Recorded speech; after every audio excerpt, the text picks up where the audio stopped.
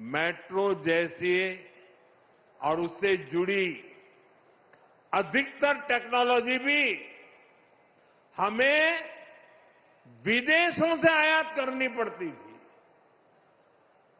हमने घोटाले भी बंद किए और देश को आत्मनिर्भरता के रास्ते पर भी आगे बढ़ाया, क्योंकि भाजपा की प्राथमिकता देश का विकास है, देशवासियों की सुविधा और समृद्धि है। आप यही देखिए, मेरठ वासियों का, पश्चिम यूपी वासियों का जीवन कैसे बदलने वाला है। सराय काले खां, आनंद विहार, गाजियाबाद और मेरठ, इन स्टेशनों पर भारतीय रेल, मेट्रो और बस अड्डों को आपस में जोड़ा गया है। देश में ये पहली बार हो रहा है जब एक ही स्टेशन, एक ही ट्रैक पर नमो भारत और मेट्रो रेल चलेगी। यानी एक ही प्लेटफॉर्म से आप शहर के भीतर भी यात्रा कर पाएंगे और उसी स्टेशन से सीधे दिल्ली भी आ जा सकते हैं। इससे मेरठ के आप जैसे हजारों साथियों को फायदा होगा, जो पढ़ाई के लिए, नौकरी के लिए, अन्य कामकाज के लिए रोजाना दिल्ली आते जाते हैं।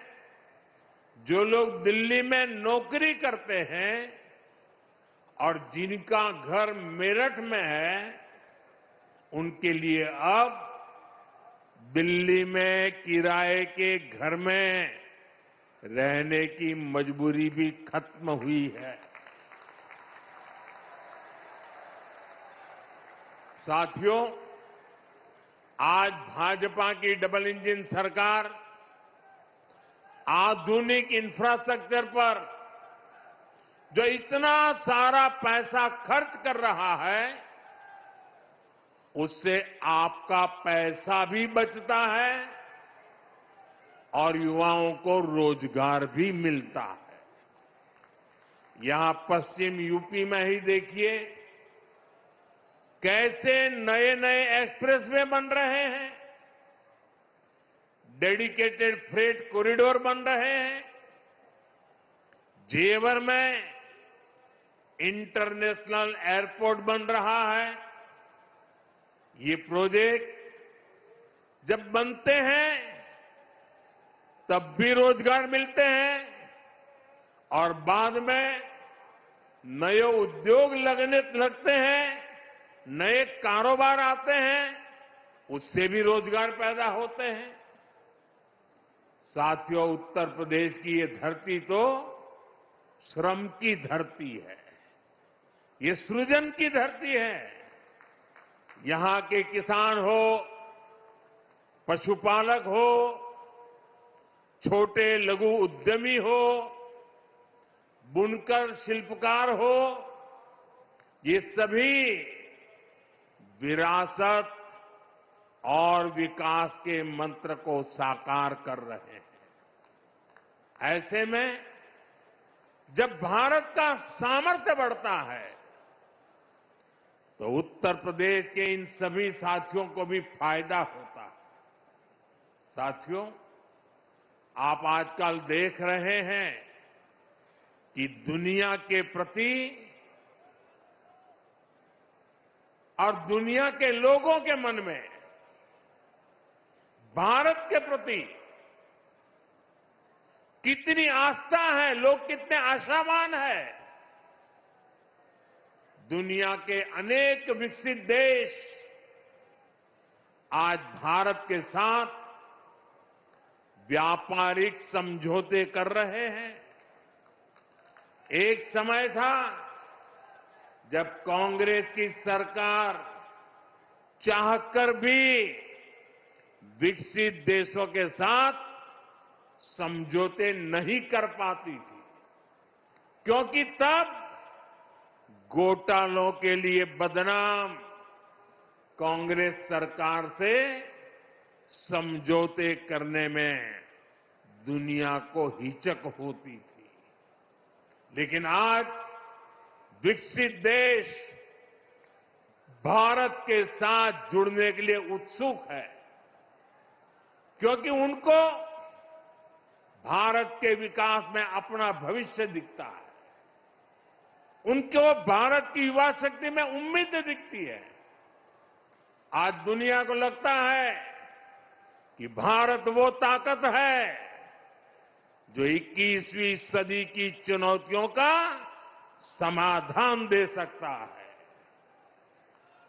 साथियों, बीते वर्षों में भाजपा की सरकार ने जो वैश्विक समझौते किए, उससे लघु और कुटीर उद्योगों से जुड़े लोगों को भी बहुत फायदा होगा।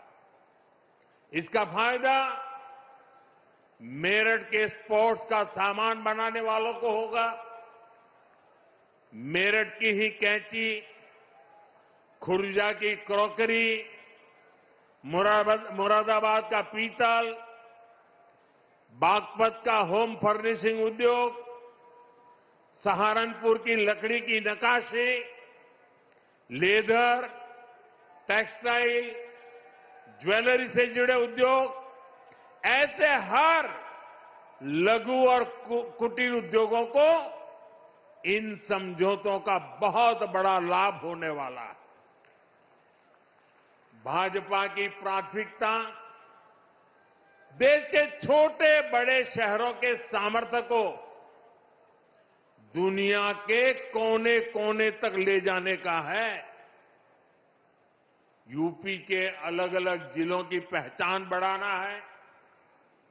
साथियों, हमारा मेरठ और ये पूरा क्षेत्र लघु उद्योगों का, एमएसएमई का बहुत बड़ा सेंटर है। इस वर्ष जो केंद्र सरकार का बजट आया, उसमें हमने लघु उद्योगों के लिए 10,000 करोड़ रुपए के विशेष फंड की घोषणा की है। इससे यूपी के एमएसएमईज को लोन मिलना बहुत आसान होने जाएगा। बजट में हमने कपड़ा उद्योग के लिए, बुनकर समाज के लिए महात्मा गांधी ग्राम स्वराज योजना की घोषणा की है। इससे खादी, हैंडलूम, हस्तशिल्प को विश्व बाजार तक पहुंचाने में मदद मिलेगी। साथियों, पहले छोटे कारीगर केवल 10 लाख रुपए तक का सामान कुरियर से भेज सकते थे।